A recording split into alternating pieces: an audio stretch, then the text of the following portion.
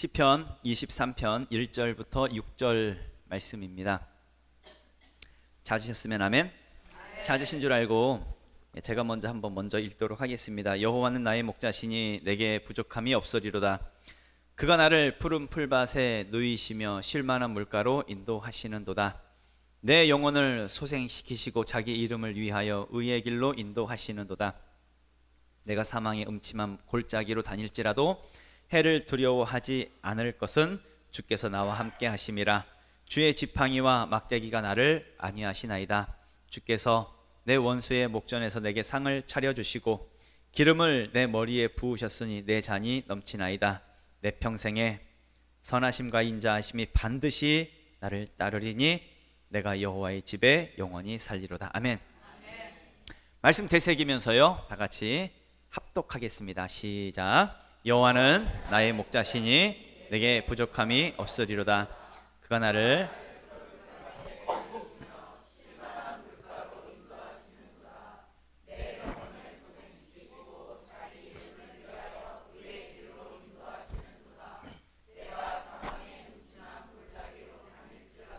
해를 두려워하지 않을 것은 주께서 나와 함께 하심이라. 주의 지팡이와 막대기가 나를 안위하시나이다. 주께서 내 원수의 목전에서 내게 상을 차려 주시고 기름을 내 머리에 부으셨으니 내 잔이 넘치나이다. 내 평생의 선하심과 인자하심이 반드시 나를 따르리니 내가 여호와의 집에 영원히 살리로다. 아멘. 내 평생에 하나님은 나의 목자, 내 평생에 하나님은 나의 목자라는 제목으로 하나님 말씀 같이 나누도록 하겠습니다. 오늘도 옆에 분들하고 인사할게요. 반갑게 인사합시다. 당신은 복의 사람입니다. 당신은 복의 사람입니다. 당신은 참 좋은 사람입니다. 당신은 참 좋은 사람입니다. 자, 하이파이브. 아싸, 잘 되고 있습니다. 또 다른 분하고 아싸, 잘 되고 있습니다. 다른 분하고 하세요. 또 아싸, 잘 되고 있습니다. 잘 되고 있습니다. 축복합니다. 요즘 계속 반복해서 말씀을 나누고 있는 내용이 자기 소견대로 사는 것이 가장 악하다에 대한 부분으로 계속 말씀을 나누고 있지요. 그러니까 사사시대가 정말 악했던 것은 자기 소견에 옳은 대로 행했기 때문에, 그래서 사사시대가 정말 악했다라는 것 말씀을 나누고 있고요. 또 사사시대가 그렇게 될 수밖에 없었던 것은 지난주의 말씀이죠. 믿음이 그 다음 세대로 계승되지 못했기 때문이다에 대한 부분으로 같이 말씀을 나눴었지요. 그러니까 하나님을 모르는 다른 세대, 다음 세대가 일어난 것이 아니라 다른 세대가 일어났기 때문에, 그래서 사사시대가 다 자기 소견에 옳은 대로 살았던 시대였다. 그런 부분으로 지난주에 같이 말씀을 나눴던 것으로 기억을 합니다. 그리고 이제 지난 금요 기도회 때 이제 예수님께서 바리새인들을 향해서 말씀하시면서 지난 금요일 날 큐티의 내용이기도 하지요. 너희는 사람 앞에서 스스로 옳다 하는 자들이다. 이제 이렇게 책망하시는 그런 내용이 있지요. 누가복음 16장 15절 말씀인데요. 예수께서 이르시되 너희는 사람 앞에서 스스로 옳다 하는 자들이나 너희 마음을 하나님께서 아시나니 사람 중에 높임을 받는 그것은 하나님 앞에 미움을 받는 것이니라. 아멘. 바리새인들이 어디에 기준을 두고 살았어요? 사람 앞에 스스로 옳다 하는 자들, 기준을 사람 앞에 두었다는 이야기죠. 그러니까 사람의 기준을 가지고 스스로 옳다 하는 것, 그런데 이것이 하나님 앞에서는 정말 악하다라는 이야기지요. 여러분, 분명 바리새인들은 하나님을 잘 믿었던 사람들이었습니다. 바리새인들은 열심히 기도하는 사람들이었고, 열심히 금식도 하고, 열심히 11조도 하고, 열심히 신앙생활을 잘 하는 사람들이었습니다. 그런데 그 모든 기준이 어디 기준이었다는 거예요? 사람 앞에서 의로웠다는 것이죠. 그러니까 사람의 의로움을 가지고 신앙생활하는 것은 다 바리새인들처럼 신앙생활하는 것이고, 이 바리새인들이 어떤 사람들이었어요? 예수님을 죽이던 사람들이었어요. 그러니까 결국 사람 앞에서 사람의 의로움을 가지고 신앙생활하는 것은 결국 예수님을 죽이는 자가 될 수 있다는 것을 우린 반드시 기억하셔야 된다는 이야기죠. 이 세상에는 사람 앞에 옳은 것을 가지고, 그 사람의 기준을 가지고 교회를 욕하고 교회를 비난하는 그런 바리새인과 같은 사람들이 정말 많습니다. 심지어 기독교인들 중에서도요. 예수님을 내 안에 영접하고 정말 예수님을 믿기로 결정했다고 한다면 우리의 모든 기준은 사람 앞에서가 기준이 아니라 예수님이 되어야 합니다. 예수님이 우리의 기준이 되어야 하고 하나님의 말씀이 우리의 기준이 되어야 한다는 이야기죠. 절대 세상은 우리의 기준이 될 수 없다는 것을 기억하셔야 됩니다.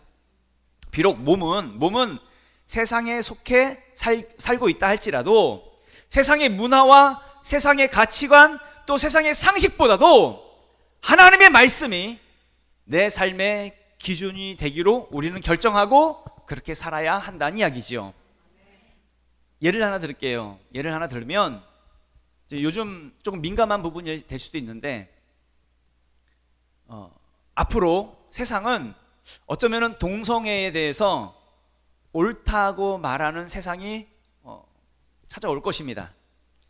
요즘 나오는 어떤 드라마나 혹은 영화 아니면 심지어 예능 프로그램까지도요. TV 프로그램들이 그 속에 그 동성애자들 아니면 트랜스젠더 이런 사람들을 자연스럽게 섞이면서 우리 생활 속에서 굉장히 친근한 모습을 그려내고 있지요. 세상은 레즈비언이나 아니면 게이를 어떤 자연스러운 현상처럼 말하고 그렇게 가르치는 그런 세상이 될 것입니다. 지금도 그렇게 하고 있고요. 우리의 상식이, 그러니까 세상의 상식이 동성애를 아무리 옳다라고 말한다 할지라도 우리는 정확하게 믿음의 기준을 가지고 우리는 말해야 합니다. 그것은 하나님께서 죄라고 하셨다고, 분명하게 죄라고 우리는 그렇게 말할 줄 알아야 한다는 이야기죠. 심지어 성경은 말합니다. 반드시 죽이라고, 반드시 죽여야 할 만큼 중죄다라고 성경은 말하고 있지요. 그 내용이 레위기서 20장 말씀입니다. 누구든지 여인과 동침하듯 남자와 동침하면 둘 다 가증한 일을 행함인즉 반드시 죽일지니 자기의 피가 자기에게로 돌아가리라. 아멘. 하나님은 가증스럽게 여기시고 반드시 죽이라 할 만큼 그 중죄가 바로 동성애하는 것, 성적인 정체성을 잃어버리고 살아가는 것, 그렇게 말씀하고 있다는 이야기죠.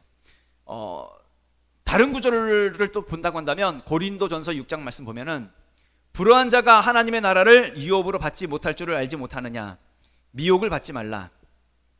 음행하는 자나 우상 숭배하는 자나 간음하는 자나 탐색하는 자나 남색하는 자나 도적이나 탐욕을 부리는 자나 술 취하는 자나 모욕하는 자나 속여 빼앗는 자들은 하나님의 나라를 유업으로 받지 못하리라. 아멘. 하나님의 나라를 유업으로 받지 못한다고 합니다. 천국까지 못한다고요. 어떤 사람들이요? 중간에 보면 남색하는 자들, 동성애하는 자들, 하나님의 나라를 유업으로 받지 못한다고 아주 정확하게 말씀하고 있죠. 무슨 얘기예요? 천국까지 못한다고요. 동성애는 하나님이 가장 정말 싫어하시는 죄라고 여기는 우상 숭배하는 것, 탐색하는 것, 탐욕스럽게 여기는 것, 그 모든 것들을 다 똑같은 취급으로 할 만큼 그런 범죄다라고 말씀하고 있는 것이지요. 당연히 천국에 들어갈 수 없다라고 말씀하고 있는 것입니다. 이 땅을 살아갈 때에 절대 우리는 세상 기준으로 살아서는 안 됩니다. 세상 기준을 가지고 여러분 교회를 판단하지 말기를 부탁을 드립니다. 아무리 세상이 옳다 할지라도 우리는 믿음의 기준을 가지고 세상을 판단하는 것이죠. 하나님의 말씀을 가지고 세상을 판단해야지요. 하나님이 옳다 하시면 옳은 것이고 하나님이 아니라 하시면 아닌 것이지요. 이것에 대해서 정확할 수 있기를 부탁을 드립니다. 또 하나 부탁의 말씀을 드리는 것은 정당을 찍을 때도요, 차별금지법을 발의하는 그런 정당들이 있어요. 차별금지법을 발의하는 그런 국회의원들이 있습니다. 이런 사람들 절대 찍으면 안 됩니다. 제가 정말 이해할 수 없는 것 중에 하나가 뭐냐면, 그 보고타에 가면 보고타 컨퍼런스, 크게 전 세계 사람들이 다 모여가지고 컨퍼런스를 하는데 거기서 정치적인 메시지를 하거든요. 그럴 때 하나님의 기준을 가지고 정치적인 메시지를 그 컨퍼런스에서 하면 한국 사람들 중에서도요, 분명 그 메시지를 들으면서 정치적으로 부딪혀요. 근데 자기 정치를 버리질 못해요. 여전히 돌아와서 차별금지법을 발의하는 그 정당에 투표하고 차별금지법을 발의하는 그 국회의원에게 투표하는 그런 기독교인들이 정말 많더란 이야기죠. 말로는 나는 동성애를 반대해 라고 말을 하면서 실제로는 차별금지법을 발의하는 정당, 차별금지법을 발의하는 그 국회의원에게 투표를 하더란 이야기입니다. 이런 바리새인과 같은 그런 기독교인들이 정말 많더란 이야기죠. 여러분, 바리새인들도요 하나님 믿는다고 했습니다. 바리새인들도요 하나님 사랑한다고 했습니다. 그런데요 이 바리새인들이요 하나님의 아들이신 예수 그리스도를 십자가에 못 박혀 죽게 만들었다는 걸 반드시 기억하셔야 됩니다. 하나님의 기준을 가지고 하나님의 나라를 위해 살아야지. 정확하게 하나님의 나라가 기준이라고 한다면, 하나님의 말씀이 기준이 된다고 한다면 내 정치도 바꿀 수 있어야지. 그것이 믿음의 사람이고 내가 믿음대로 살겠다라고 하는 결정된 사람이지. 우리 모두가 믿음으로 살 수 있기를 예수 이름으로 축원합니다. 내가 옳다고 여기는 것이 옳은 것이 아니라 하나님만이 옳으십니다. 오직 선하신 분은 하나님 한 분밖에 없다라는 이야기지요. 성경의 인물 중에 하나님을 기쁘시게 했던 사람, 성경에 나오는 그 부분 속에서 에녹이라고 하는 사람이 있습니다. 히브리서 11장 5절 말씀을 읽어보면, 믿음으로 에녹은 죽음을 보지 않고 옮겨졌으니 하나님이 그를 옮기심으로 다시 보이지 아니하였느니라. 그는 옮겨지기 전에 하나님을 기쁘시게 하는 자라 하는 증거를 받았느니라. 아멘. 그 에녹이라고 하는 사람의 특별한 점은 뭐냐면 죽음을 보지 않고 천국으로 옮겨졌다는 거예요. 그러면서 천국으로 옮겨지기 전에 이 땅에서 하나님을 기쁘시게 하는 자라 하는 그 증거를 받았다라고 방금 읽은 말씀이 말씀하고 있죠. 그러니까 에녹은 이 땅을 살아갈 때에 하나님을 기쁘시게 하는 삶을 살았다는 거예요. 그래서 죽지 않고 천국에 들어갈 수 있었다는 것이죠. 사실 모든 사람들이 다 죽음을 두려워하잖아요. 세상의 모든 사람들이 다 죽음을 두려워하잖아요. 그런데 에녹은요 죽음을 보지 않고 천국으로 옮겨졌다고요. 엄청난 복 아닙니까? 그러면 에녹은 어떻게 하나님을 기쁘시게 할 수 있었을까요? 열심히 예배 드렸나요? 열심히 기도했나요? 열심히 찬양했나요? 성경에는요 에녹이 어떻게 했다라고 하는 이야기가 없어요. 어떤 사건이나 어떤 기가 막힌 멋진 이야기가 담겨져 있지 않아요. 그냥 어떻게 표현하고 있냐면 단지 에녹은 하나님과 동행했다라고만 되어져 있어요. 창세기 5장 24절 말씀 보면은 에녹이 하나님과 동행하더니 하나님이 그를 데려가심으로 세상에 있지 아니하였더라. 아멘. 에녹이 뭐 했다고 그랬어요? 동행했다고. 이 동행이라고 하는 의미 다 아시죠? 사전적 의미로는 일정한 곳으로 길을 같이 가거나 오는 것이라고 되어져 있습니다. 이 사전적 의미입니다. 쉽게 말하면 그냥 같은 길을 같이 가는 거예요. 같은 방향으로 같은 시간에 같은 길을 같이 가는 것, 이게 동행이지요. 에녹은 하나님과 같은 방향으로 같은 길을 같이 갔다고요. 무슨 말이에요? 자기 길 가지 않았다고요. 자기 길. 자기가 옳다고 생각하는 그 길 가지 않았다고요. 더 좋아 보이는 세상 길을 따라가지 않았다고요. 에녹은요 하나님과 같은 방향으로 같은 길을 같이 갔다는 이야기입니다. 비록 그 길이 잘못 가는 길처럼 보였어도, 비록 그 길이 힘들고 어려운 길이라 할지라도, 비록 좁은 길이라 할지라도 에녹은 하나님과 같은 길을 같이 갔다는 이야기입니다. 그것이 바로 하나님을 기쁘시게 했다는 이야기죠. 혹시 우리 중에 죽음을 보지 않고 천국 가기를 원하시는 분 계십니까? 그러면 하나님과 동행하시면 됩니다.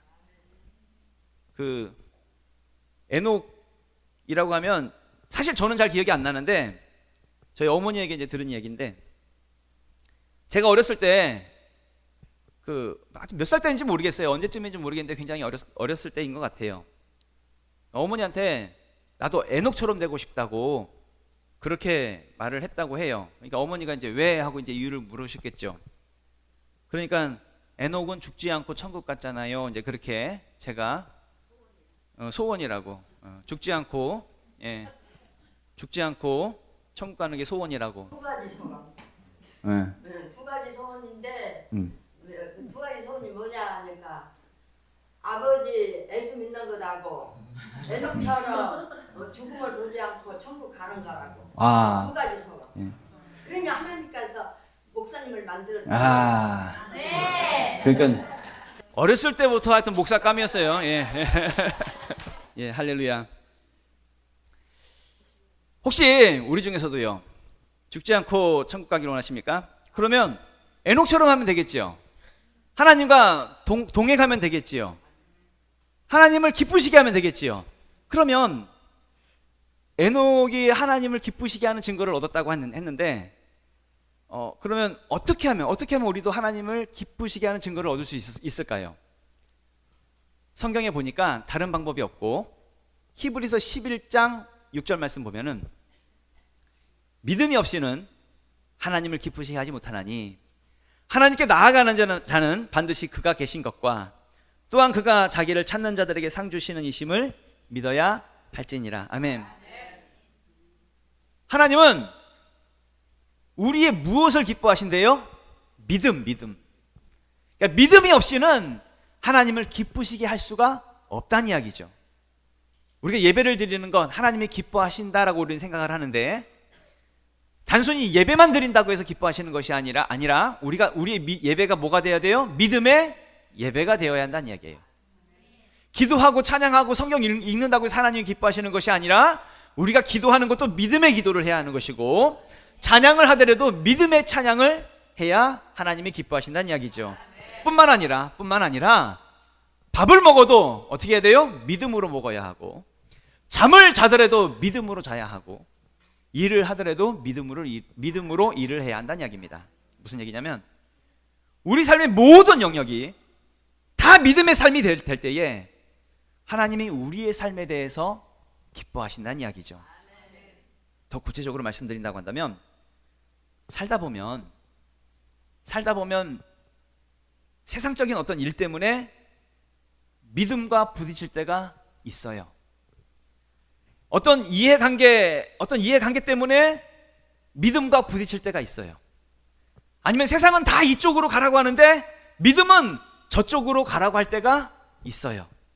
그때 하나님이 기뻐하시는 진짜 믿음의 사람은 세상을 따르지 않고 오직 하나님의 말씀과 그 뜻을 붙잡고 믿음의 길을 가는 사람이란 이야기죠. 그렇게 이 시대 속에서 하나님이 찾으시는 사람은 자신의 삶에서 오직 믿음만이 전부라고 믿고 살아가는 그 사람을 하나님이 찾으신다는 이야기입니다. 아무리 힘들고 아무리 어렵고 괴롭고 지치고 죽을 것 같은 그런 상황 속에 있다 할지라도 어떤 상황 속에서도 절대 믿음 포기하지 않는 그 사람을 하나님이 찾으신다는 이야기죠. 세상이 아무리 우리를 유혹하고 우리를 무너뜨리려 한다 할지라도 절대 세상과 타협하지 않는 그 사람을 하나님은 찾으신다는 이야기죠. 그렇다고 한다면 누가 오늘 하나님 앞에서 그렇게 믿음의 삶을 살기로 결정하시겠습니까? 누가 오늘 자기 인생 속에서 모든 순간이 믿음이라고, 나는 믿음이라고 그렇게 결론난 인생으로 살기로 다짐하시겠습니까? 우리의 삶이 정말 하나님이 기뻐하시는 그런 믿음의 삶이 될 수 있기를 예수 이름으로 축원합니다.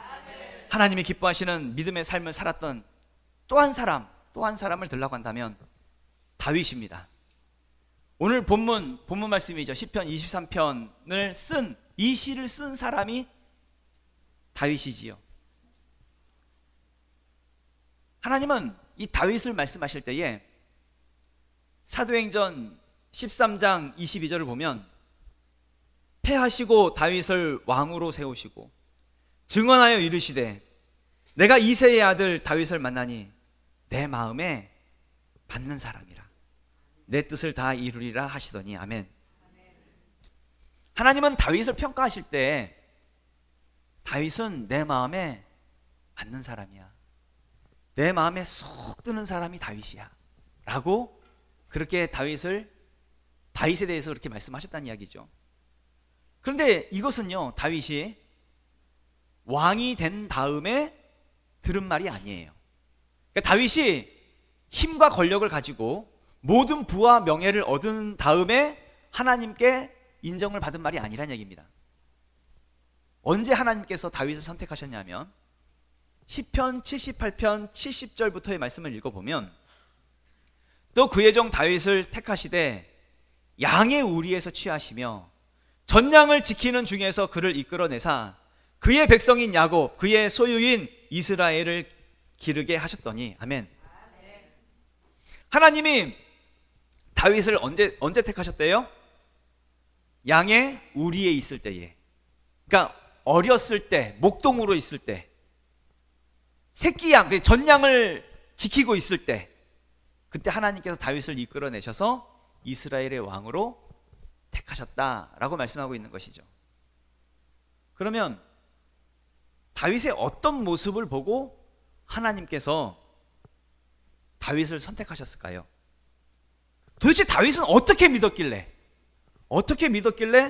하나님 마음에 딱 맞는 사람이라고 그렇게 하나님께서 다윗을 택하셨을까요?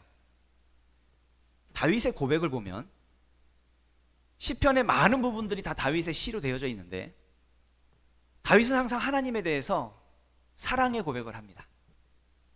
한 구절만 읽어보면, 시편 18편 1절 말씀을 읽어보면, 나의 힘이신 여호와여 내가 주를 사랑하나이다. 다윗은 하나님을 믿을 때에 종교로 믿은 것이 아니라는 거예요. 어떤 행위로 믿은 것이 아니라는 거예요. 다윗은 하나님을 관계로 믿었습니다.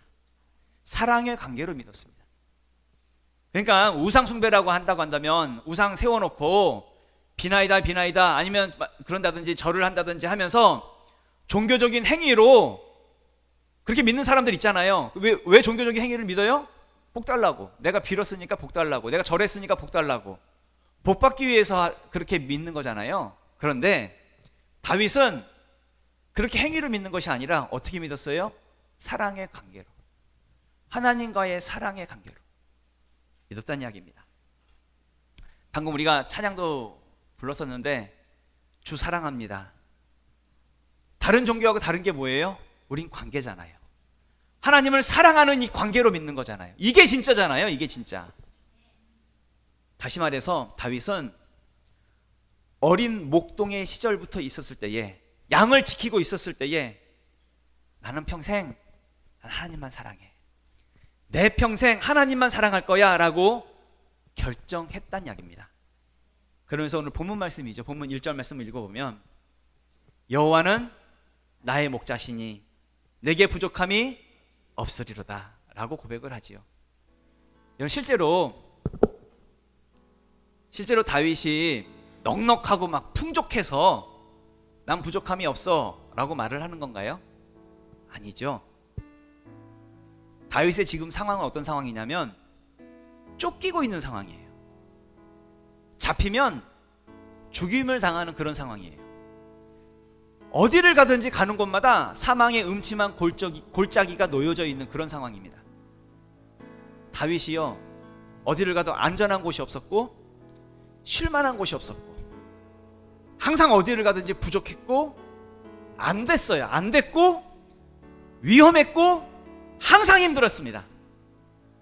그런 상황 속에서 다윗이 고백합니다. 여호와는 나의 목자시니 내게 부족함이 없다고. 실제로는 모든 상황이 부족하고 모든 상황이 힘들었지만 다윗은 하나님을 나의 목자로 삼기로 결정해버렸습니다. 하나님만이 나의 목자야 라고 난 그렇게 결정했어, 그렇게 선포해버린 거죠. 하나님을 나의 목자로 결정했기 때문에 뭐라 그래요? 난 괜찮아, 난 부족하지 않아, 난 그런 인생이야 라고 선포하며 그렇게 살았다는 이야기입니다.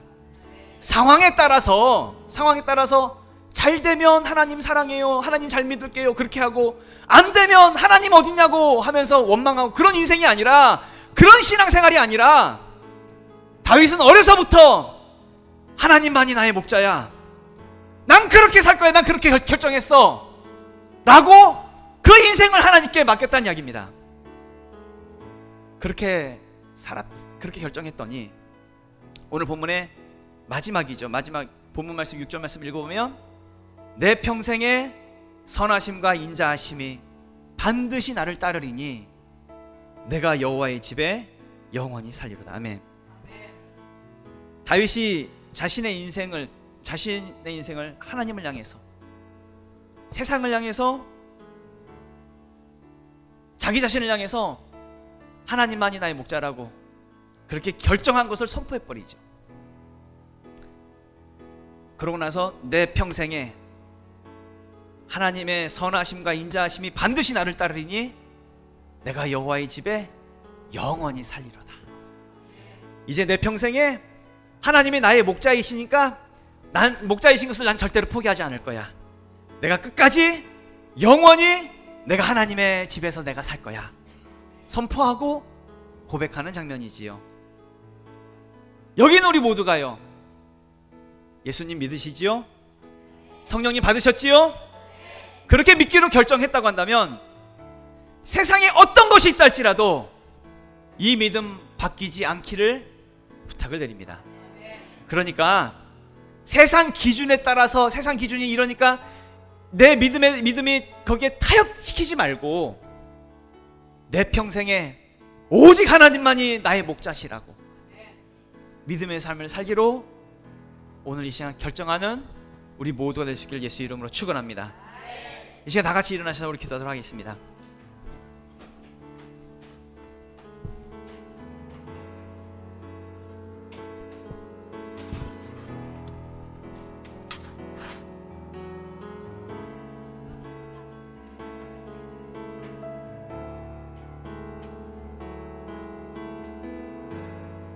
이 시간 마음으로 결단하십시오. 그리고 선포하십시오.